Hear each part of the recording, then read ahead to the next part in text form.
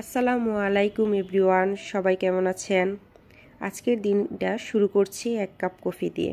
Coffee ছাড়া আমার সকাল জমে না, তাই ভাবলাম আজ আপনাদের সাথে আমার সারাদিনের রুটিনটা শেয়ার করব। চলুন শুরু করি। আজকে পড়ছি সাতকাহন। এই বইটা আমাকে অনেক শান্তি দেয়। বই পড়া আমাকে মনকে যেমন শান্ত রাখে, তেমনই অনেক কিছু শেখায়। বই পড়া অভ্যাস সবার করা উচিত। বই পড়া শেষ করে চলে গেলাম বাহিরে একটু ওয়েদার দেখতে। বারান্দায় দাঁড়িয়ে দেখতেছিলাম যে আজকে কেমন কুয়াশাচ্ছন্ন আর একটু শীত বেশি। তারপর আমি একটু রুম আর ড্রয়িং রুম গুছিয়ে নিলাম। আমার সবগুলো জিনিস একটু মুছে পরিষ্কার করে নিলাম।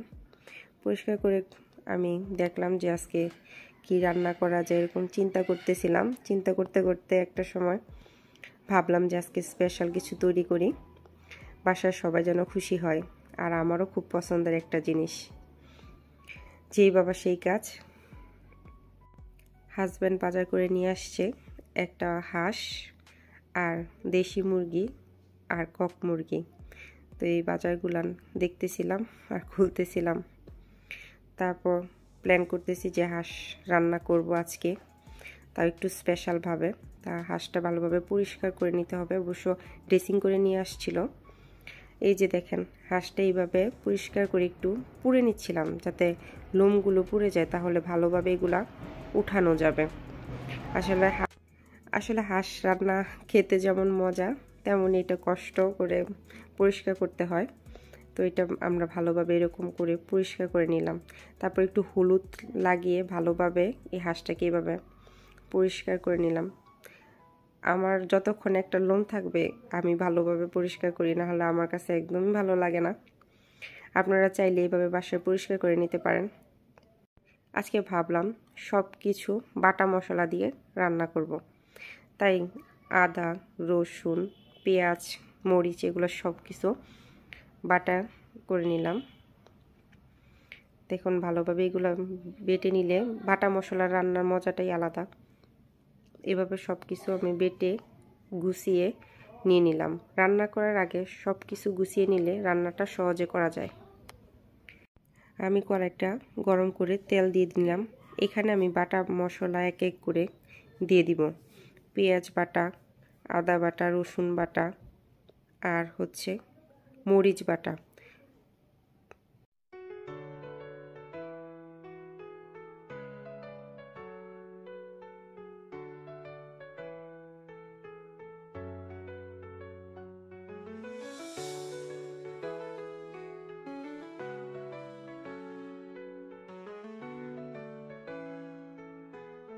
সবগুলো মশলা আমি একসাথে ভালোভাবে কষিয়ে নিচ্ছি।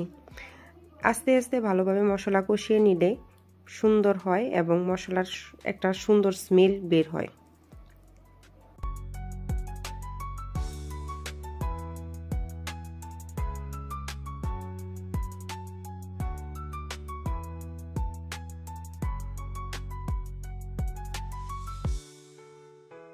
তারপর এখানে আমি হলুদ, জিরা, ধনিয়া পরিমাণ মতো দিয়ে দিলাম। এবার হাঁসের মাংসগুলো এক এক করে দিয়ে ভালোভাবে এটা মিশিয়ে নিব। মিশিয়ে এটা অনেকক্ষণ সময় দিয়ে আমি কষিয়ে নিব, কারণ হাঁস রান্না করতে অনেক সময় লাগে, তাই আমি সময় ধরে এটা আস্তে আস্তে রান্না করব।